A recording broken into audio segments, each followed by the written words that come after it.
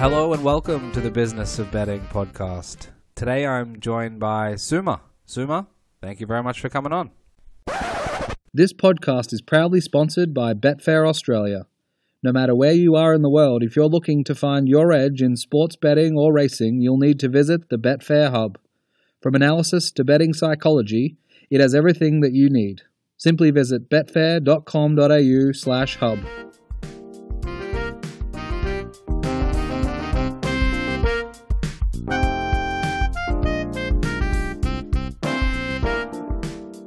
Today I'm joined by Suuma. Suuma, thank you very much for coming on. Jake, it's a pleasure to be here with you. I've been a long time listener to your podcast, and it's kind of a special feeling to be with you on air right now. Well, thank you very, very much. It's also a lot of fun for me, given I spent some time in Munich and I learned a little bit of German, and it's nice to be talking to another German about something very interesting, which will be NFL, which will be some sports betting. We'll talk a little bit about your life and how you touch those different areas, but just tell us about yourself. It's not typical for a German or anyone from that part of Europe to be focusing on NFL, and I don't know if we have time to get into the old days of NFL Europe and some of the very cool team names from back then. I think some of them still exist, but just tell us about what led you into this world with NFL and obviously betting. In the 2000s, we had a sitcom, an American sitcom called King of Queens. I think that most listeners will know that, with Kevin James. Kevin James is a big-time New York Jets fan, and during the sitcom, he has always watched football, talked about football and stuff, and I basically got interested in the American way of life, watching sports and stuff, and then in 2009, I coincidentally used to watch some Jets games, and I think it was the first season with Rex Ryan. I watched some football that season before, but in 2009 it became a little bit more intense, and I got hooked immediately. I laughed at sports, the complexity, the various aspects of football, and from then on in 2009, I was a big football fan. So do you have the Jets as your number one team at the moment, or have you found I wouldn't say better team, but another team? I have a lot of sympathies for the Jets. I would call them my favorite team, even though as a fan of the Jets, it's not always that easy. It's very difficult, and you probably came into as you were talking about, Rex Ryan, Mark Sanchez, some of the fumble stuff. It hasn't been a smooth ride over the last sort of at least 5 or 6 years as well. Yeah, I think that organization hasn't been run properly. Lots of issues in the management, coaching staffs over the years, and right now it's not a very good affair either. And I'm interested to see what they're going to do with Joe Douglas in his first full offseason. Plenty to get to at the Jets, but I want to ask Suuma.eu or Suuma.eu, as some might say. You started essentially an NFL betting, sports betting website. There's write-ups, there's blog posts, there's a lot of information on there, and those who are involved in this world will know about obviously your time with Whale, and then some of the stuff you've talked about there, and even some of those preseason shows. There's a lot of valuable information. How does one go from King of Queens to Jets fandom to NFL enjoyment to now being much more entrenched in this world and then putting the site up and having some deep dive analysis into NFL and some sports betting stuff? I started studying in 2011. I have a master's degree in business administration and engineering. During my studying, I worked as a journalist for a local newspaper. I still work as a journalist part-time. So I always enjoyed writing. And in 2009, 2010, I also dug into the world of betting. Started with a lot of live betting on stuff like volleyball and handball and so on. I also paid for some services to get picks and information, and I kind of got involved more and more over the years. And in 2011 to 2012, I started posting my own picks on forums like it was called Ludox at the time, or covers.com, famous Canadian sports betting site. Because I enjoyed writing, I always posted some thoughts or write-ups and analysis to my picks. And over the years, when I was doing that, I realized that there is some kind of a niche market, even in the forums, because there are only a handful of people who have good long-term records. And there are only a handful of people who provide insight, information, analysis, and give their thoughts on their picks. But there was only a very small percentage that got merged both sides. So people that have a good track record and do some analysis for the other users in forums or on their blogs or on Twitter or whatever. Over the years, my NFL records on covers, for example, they were always pretty good. And I've built a following. I came to Twitter. I've built a bigger following. And then in 2016, I finished my master's. And I wrote about some stuff like statistical forecasting for sales and stuff like that. And in 2016, I got my first job, which was kind of my dream job. I had a 1-year contract to start for a colleague that went to parental leave.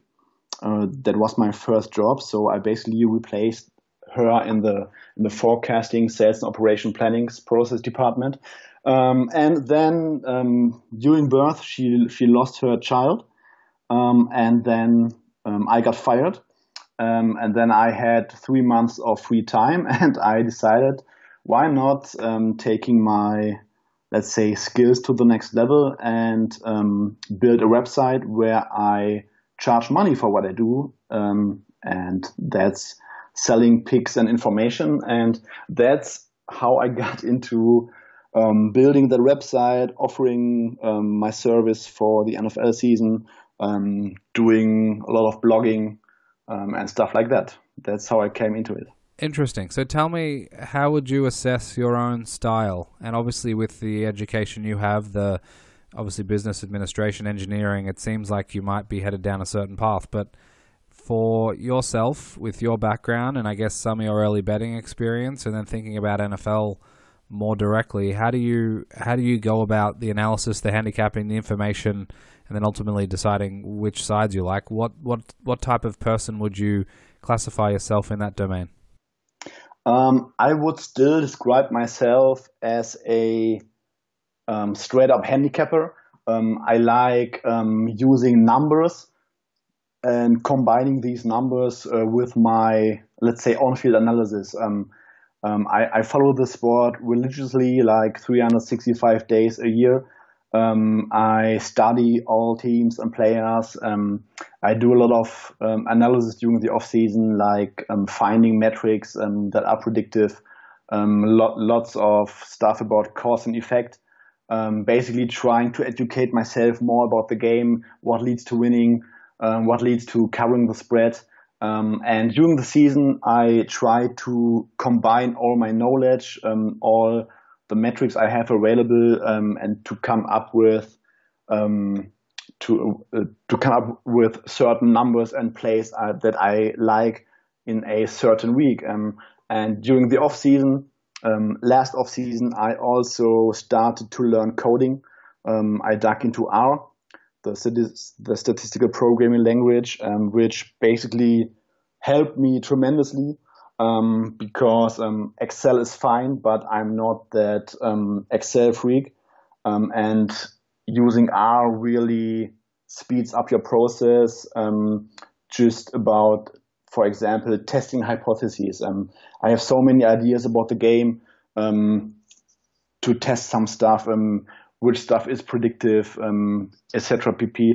And using R really is helpful to test some of your hypotheses. because it's really easy to write a few lines of code and to test some stuff. I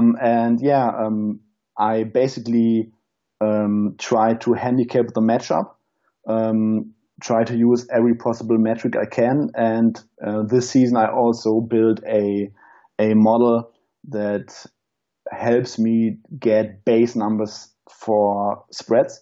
I built that model for the early part of the season, because in the early part of the season we don't have a lot of information. We can also use our preseason expectations, preseason knowledge, and I built a model that uses, let's say, preseason expectations and projections and turns it into win probabilities, and then I use that to include it into my handicapping process. So overall, I would still describe myself as a basic handicapper, but I'm getting more and more involved into the modeling side of the game, because I think merging both sides can lead to some really good success. How much has things changed for you, I guess, even over the last 3 years? You talked about 2016 and what was going on in your life maybe back then versus now.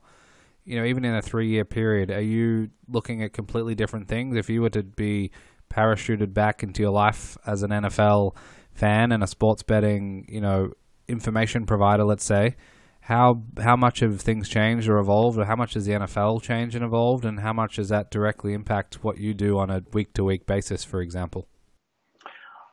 That's a really good question. I think that the NFL has not really evolved tremendously. We had some rule changes in the past. We talk a lot about that it's a passing league, and passing has evolved and is the dominating factor. But passing was already the dominating factor in 2014. I think the biggest part right now is to figure out coaching matchups. So that's what really changed for me and myself. When I go a couple of years back, I didn't really think that there were some coaches that would make a lot of stupid in-game decisions. This year, a lot of NFL teams have hired some analytics people, quantitative analysts. Some teams like the Ravens are building analytics departments. And then there are some teams that basically are left behind who don't use analytics at all. And over the years, I have found out a lot more about these coaching discrepancies. Just that there are some coaches who have, let's say, wonky fourth downs decisions. And there are some coaches that don't really know what they are doing in game. But I also know about that because I got a lot more into the analytics of the game. I'm learning more about the game, learning more about coaching tendencies and in-game decisions, just that probabilistic thinking. And that's really hard to incorporate into your handicapping process, because I think that if you ask 1,000 NFL fans or let's say 1,000 bettors, everyone will tell you that John Harbaugh is a much better coach than Jason Garrett, but it's very hard to quantify that and to put that or to reflect that into a single number. And that's really what has changed from me over the years, that while you are learning more about the game, you learn much more about discrepancies in the game, but it's still very hard to quantify them. What about capitalizing on those? Do you have examples where you might have identified clear discrepancies, whether it's personnel groupings, whether it is coaches, whether it is, some people like to look at the schedule and find different spots that might be related to that, or even a few years ago it was cool to see when the teams playing in London were going to get on the plane and fly over and how that would impact and things like that. Even, Mexico City and different unique elements that are certainly modern to the NFL and how the different angles might appear. So with those in mind, what's your process? You talked about before maybe coming up with some hypotheses to test, but with all these different things going on in the NFL, even with flags and pass interference and some of the problems related to that, are you trying to find all sorts of different things and then capitalize on those through in-game betting, through only pre-game betting, through different player props? Take us through, because I'm sure there's a million things you could do. What do you actually spend your time doing, and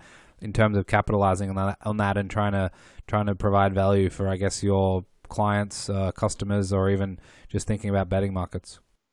I have two good examples from last year.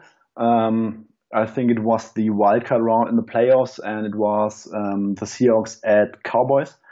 And I talked about the difficulty of quantifying coaching edges, but because I'm still a handicapper and I try to cap matchups and also coaching matchups, the Cowboys had a tremendous coaching matchup, even though it was Jason Garrett. But the Seahawks were that one first team with Brian Schottenheimer, who continuously called runs, or let's say minus EV runs on first and second down, and they have that mindset of establishing the run, creating some body blows, and so that they can wear down defenses later in the game. But these are all myths that are already debusted by the analytics community. In that situation, the Dallas Cowboys had a really good run defense. They had a top 5 run defense. And I knew that Brian Schottenheimer would not change his approach to the game, that he would call his many runs on first and second down again. And that was a very, very key part for me of taking Dallas in that game. I think it was -2 or -1.5. I just know that it won. That's really a situation where you can capitalize on coaching matchups, because the Seahawks didn't have a great run game, but they wanted to run the ball desperately, and the Cowboys had a great run defense. That means that the Seahawks run into brick walls on first and second down, and then Russell Wilson has to play hero ball on 3rd and 8 and 3rd and 7, add into the mix some penalties, and it was a lot of 3rd and 15 situations. And despite Russell Wilson being the super rare passer in this game, it didn't mean anything because he only attempted 16, 17 passes.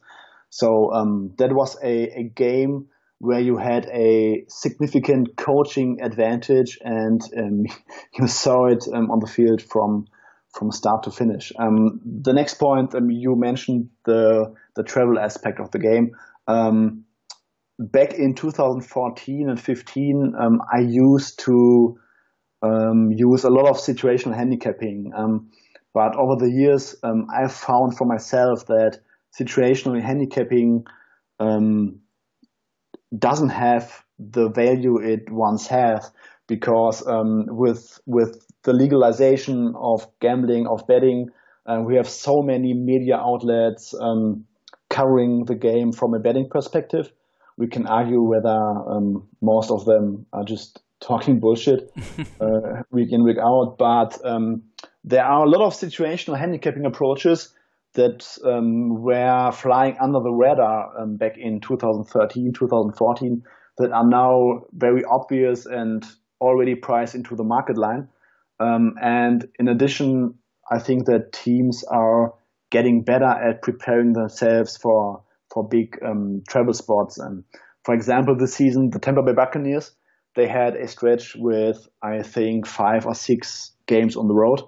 And before the season started, they hired a team of, let's call them travel specialists, with some doctors who developed some sleep optimization plans, so that the Buccaneers players would have the perfect treatment on their travel spots, on their flights, etc., etc. So I think that teams are getting much better in preparing their players and teams for difficult spots. So overall, I think that situational handicapping isn't as dominant as it once was. Do you have the luxury of thinking ahead, maybe 1, 2, 3, 4 years, given how much things have changed and how much things might change, to try and, I guess, predict what might be useful and start looking into that? Because I would imagine, time in the off season, you can look at a number of different things, but as more ideas come to mind while you're watching games on Sundays and things like that, do you ever think about, what metrics might be important moving forward so you can start programming for some of those and putting some of those in your handicap? Yes and no. I would say that I don't look ahead like 1, 2, or 3 years. But just right now, I have a lot of ideas that I want to test in the off season. I'm making a lot of notes during the season when I watch games on Sunday. For example, sometimes I have an idea that pops up when having a shower.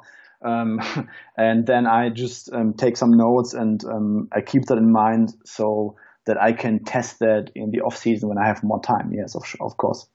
So one thing I recall, and I've obviously grew up in Australia. I actually lived in Munich in Germany for a while, spent some time in some other places, and now living in the US, is that especially on NFL and even college football, the different approaches from the different bookmakers in those marketplaces vary. And one example back when I was living in Australia was college football in-game totals weren't very good, and maybe they weren't very good everywhere back then, but there were certainly some challenges. I remember watching some of the Pac-12 games and thinking, some of these, certainly Washington back then was very strong. Oregon with Chip Kelly were very strong in terms of scoring.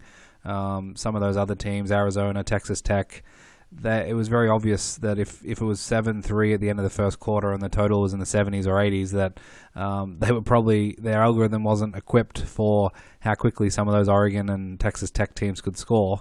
Have you noticed anything around that when you talk about sports betting in jurisdictions where you are, or different territories where you might be able to apply your skill set and your knowledge and take advantage of situations?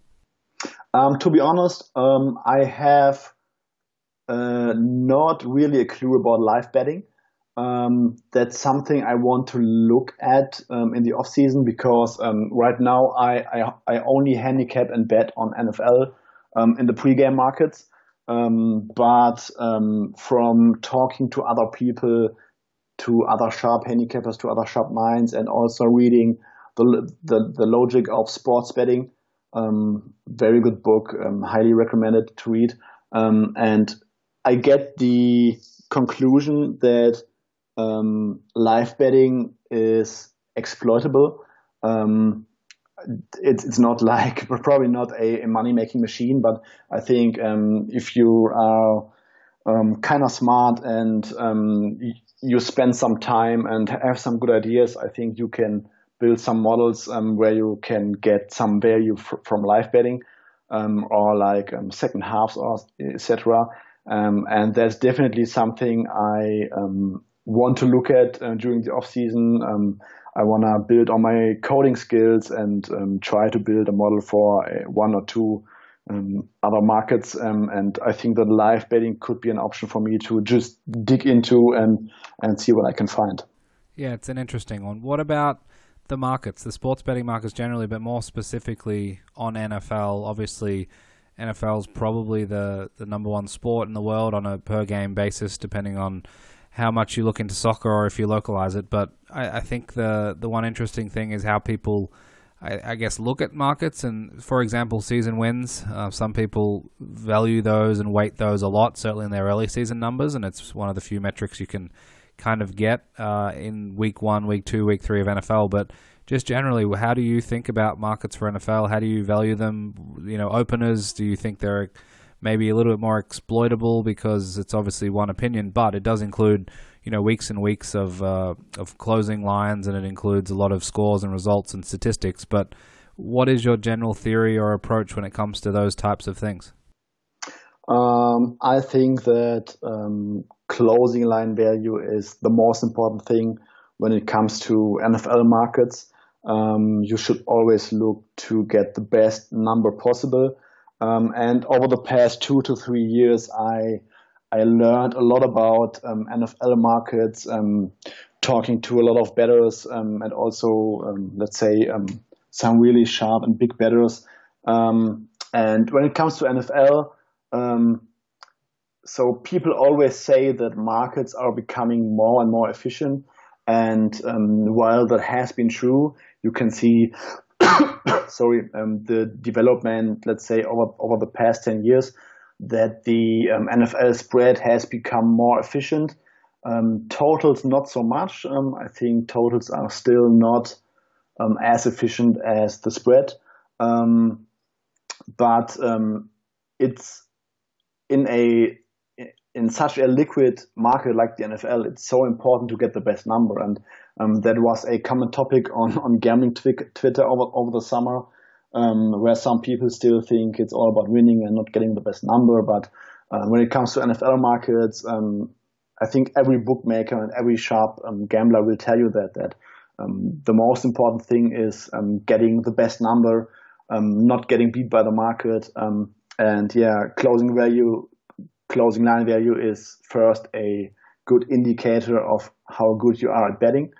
And when it comes to NFL, where you have to deal with spreads and totals, it literally wins you more bets over the long run, because when you bet into good numbers, you are always going to have bets where the final score lands between your bet and the closing number. I think over the past 2 seasons, about 30% of my ROI was a direct result of beating the market and getting the best numbers. When it comes to betting markets, nowadays, you mentioned earlier in the week, the fascinating part is that you see a lot of setups. For example, you have a clear view or a clear opinion where a number might move. Let's say a certain total. You make the number 38. It's currently 40. And you think that the market will catch up to that.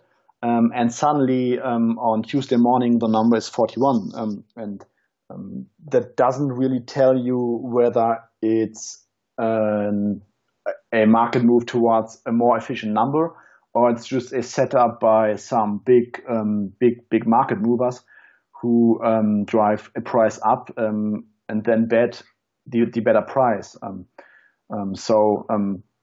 That's really the most difficult part right now, to understand which moves are setups for some sharp groups to come down on the other side, and which moves are really a natural market reaction towards a more efficient number.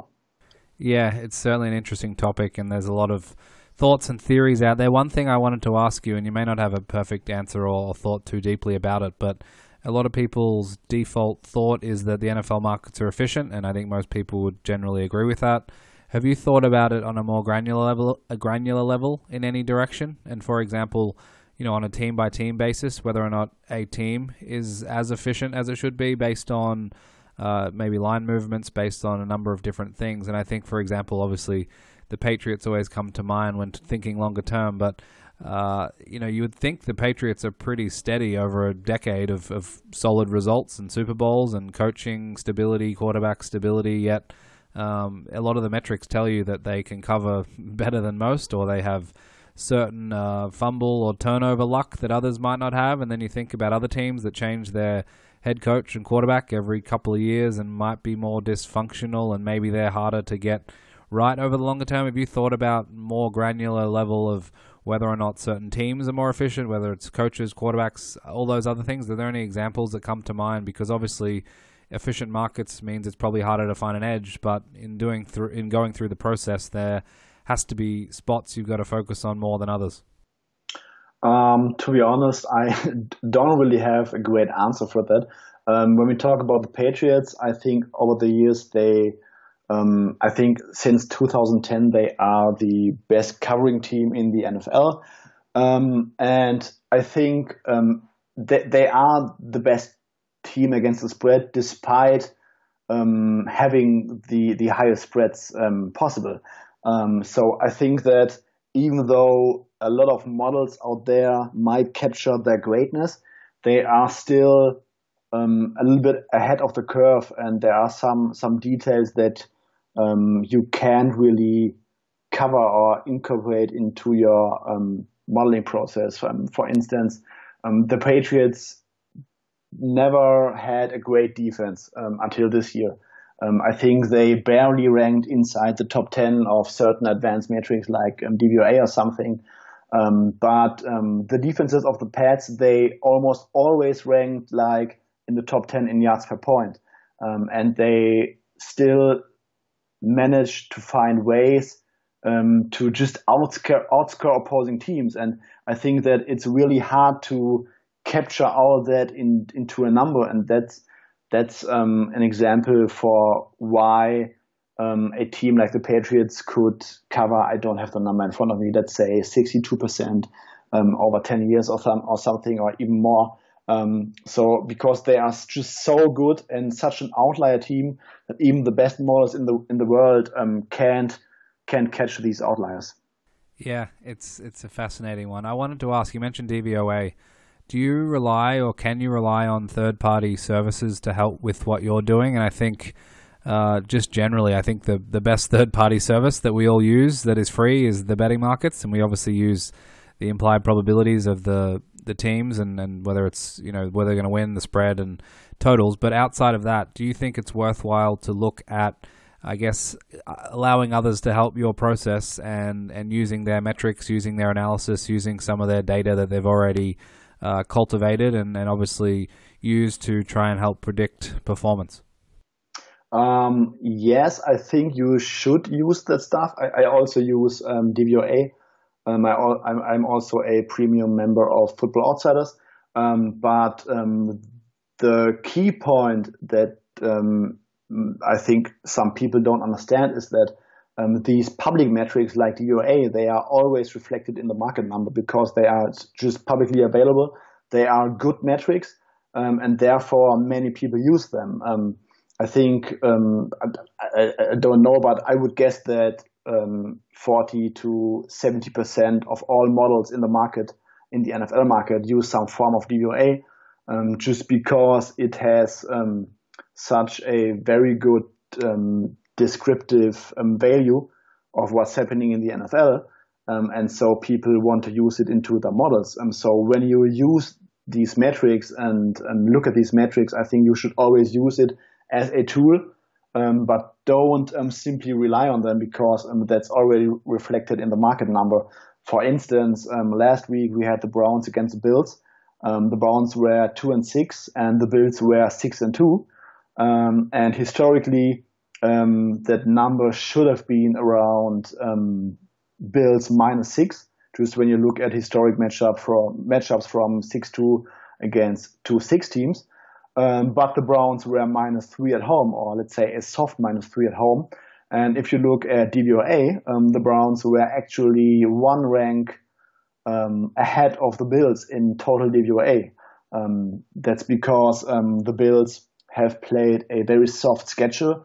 The Browns have played a tough schedule, and DVOA adjusts their numbers for strength of schedule. And I think that most models deal with some kind of adjusted numbers for schedule.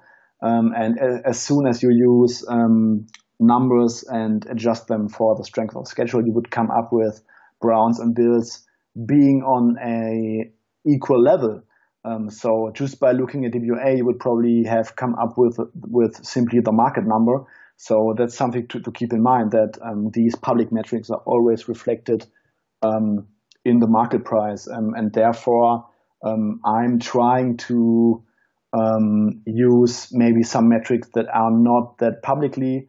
And I also try to create some of my own metrics. Like I said, testing some hypotheses and testing some ideas and building some metrics is part of my off season. And I think that's very interesting that when you use public metrics, these are always reflected in the market number.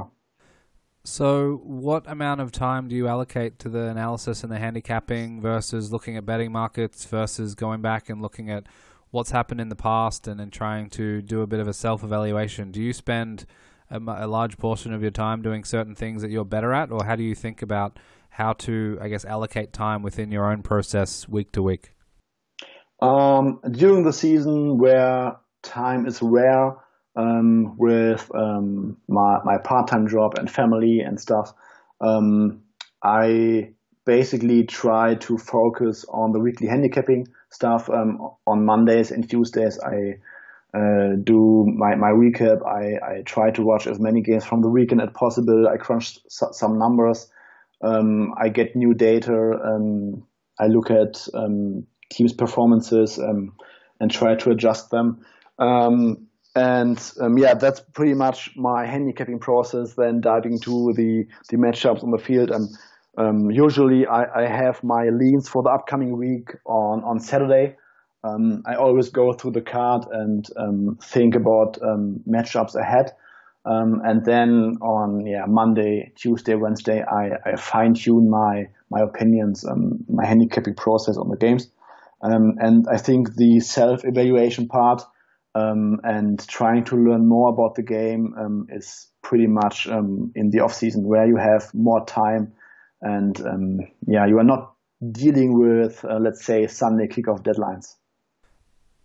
Tell me a little bit about how you go about watching games. Do you just watch them as a fan and enjoy them, or do you use them as a tool for your analysis and handicapping maybe? Or it's always a balance, I would imagine, between someone like yourself who is obviously analytics driven, data driven, and has a certain way to think about NFL, yet the fan part of all of us and that gut instinct part, and seeing some things on the field that may not necessarily marry up perfectly with the data, but it feels right in our bones.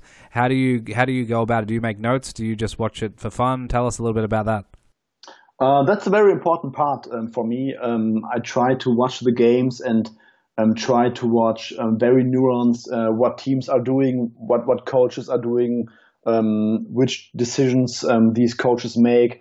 And I think even though I'm very data and analytics driven, I think that you always see some stuff on the tape that you can't find in the numbers. For example, let's say the 49ers against the Cardinals yesterday. If you just look at the box score, you will find that Jimmy Garoppolo had 2 interceptions deep into Cardinals territory. And when you crunch some numbers like expected points added, these interceptions will get waived very heavily. But when you look at the game, you realize that both interceptions are not something that is really sustainable in the long run. I think one was tipped, one was a really bad throw.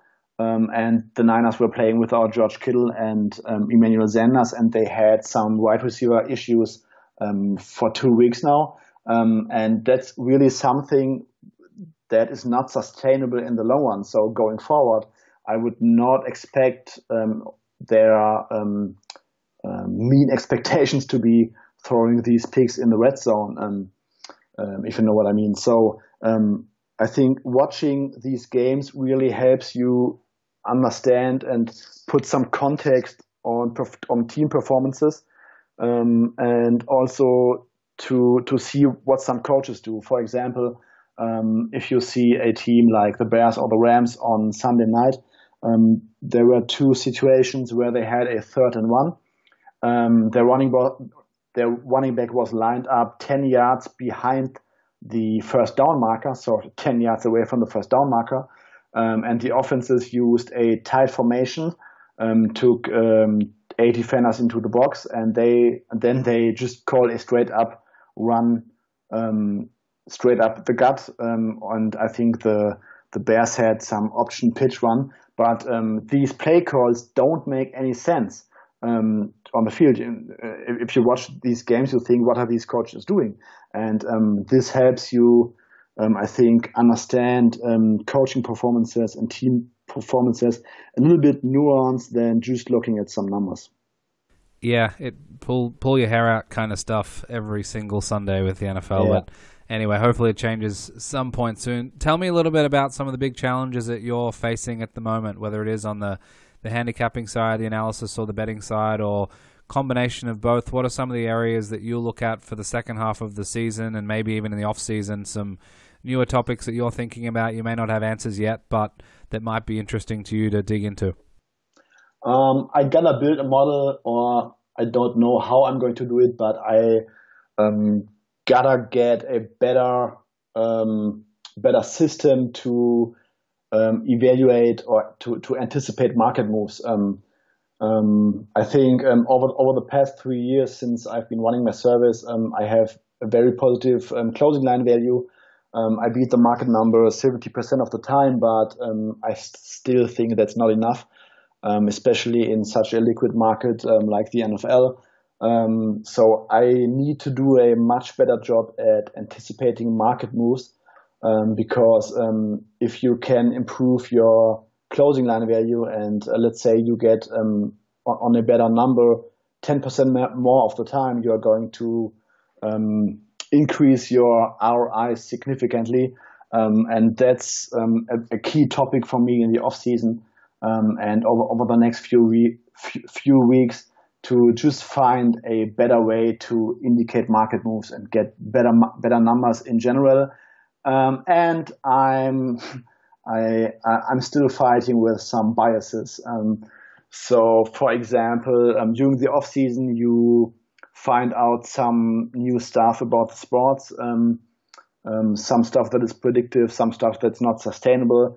And during the season, you still find yourselves in some spots on some games where you just disregarded that stuff that you have already learned, and just getting caught with some of your biases. I think that's something that a sports bettor has always tried to improve on and try to get better at, to just work and very important, identify what biases you are dealing with and what biases are in your way of getting better results in betting. And these are, I think, two aspects that I got to be better at in the future. And I also want to add more math and statistics knowledge to my knowledge.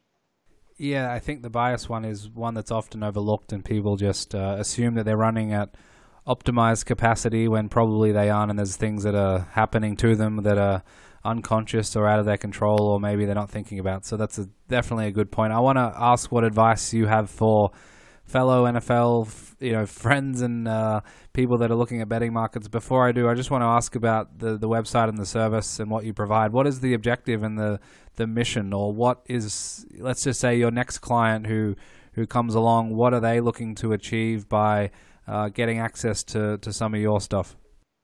I think that when people pay for my service, they are getting tremendous value in that I am completely transparent, honest, and they really get long-term winning, which is reflected in stuff like closing line value. I think that the big problem with our industry is that 97% of pick selling services or information selling services are not really trustworthy. They are just coin flippers. And you see that you always only find these inflated records with units, and no one is telling you whether he's beating the market. And I try my best to, let's say, be that outlier, and I try to be what you should be in this industry when you sell picks and information. I think that's very important, to be transparent, to educate other people, and to focus on the stuff that matters, like providing value, closing line value, etc. pp. What I also do is I write analysis, I give thoughts, and I let people understand my thought process behind every pick that I make. Yeah, you're right. It's a challenging aspect of all of this, and it's certainly long-term value for people is certainly hard to come by. So, final question, advice that you have for others. I'm sure people come to you, Fabian, what do you suggest I do? Let's just say they're they're not level 0 at handicapping or sports betting or NFL, but they're level 10 to 25 out of 100. What advice do you have for those types of people who are looking to improve? I would say that the number one concept people have to learn about is closing line value. When I started betting in the early years, I didn't even know what closing line value really is. I had no clue about markets, about how efficient markets are, why you should get the best number. I had no clue about that. And over the years, I learned more and more about it. I surround myself with clever and smart people. And I really understood more about betting and markets and numbers, and that not every spread is worth the same, etc. And if I could give someone one advice is buy the book, The Logic of Sports Betting, and really learn about the proper betting process, that it's all about getting the best number. I think that would be my number one advice, because if you have that mindset that you always try to get the best number possible, you are on a very good path to success. Very, very good. Before I let you go, just let those who are interested, your Twitter handle, what's the best way for them to reach out and be in touch? It's at Suuma 810, SUUMA 810. That's where you can find me on Twitter. Awesome. Suuma, thank you very much for your time. Very enjoyable. I didn't think we'd talk about King of Queens and a few other things, but nächstes Mal vielleicht wir können Deutsch sprechen, but for this one we have to stick to English. And hopefully best of luck for you for the rest of the NFL season. Jay, it was a pleasure. I really enjoyed talking to you, and good luck, and I wish you very much success for your podcast going forward. I always enjoy listening. Awesome. Thank you, sir.